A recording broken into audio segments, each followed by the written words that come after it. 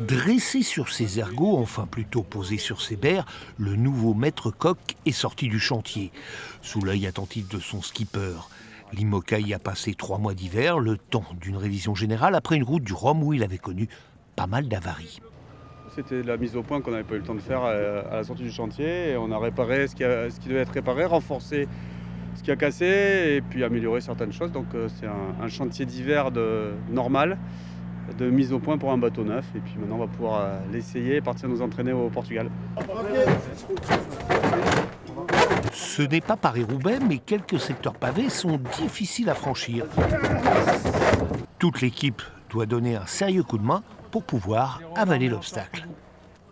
Chaque manutention, c'est toujours une opération délicate parce que il y a toujours déplacer le bateau sur ses roulettes, lever le bateau, tout ça, c'est toujours des moments toujours un peu critiques. Mais bon, après, on sait ce qu'on fait, donc il n'y a pas trop de soucis. Mais voilà, on va mettre le bateau sur sa quille, après tout fixer, et puis on pourra mettre à l'eau demain.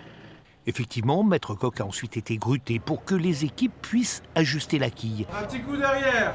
Les foils ne seront mis que demain, une fois sur l'eau. Le programme, après les réglages en mer au Portugal, débuteront les compétitions. Et être prêt pour la première course qui partira de Brest début mai. Donc on remontera du Portugal directement à Brest pour prendre le départ de cette course en double qui fera Brest, le Fastnet, Golfe de Gascogne, Brest. La suite, la Transat Jacques Vabre en double. Elle quittera le Havre fin octobre.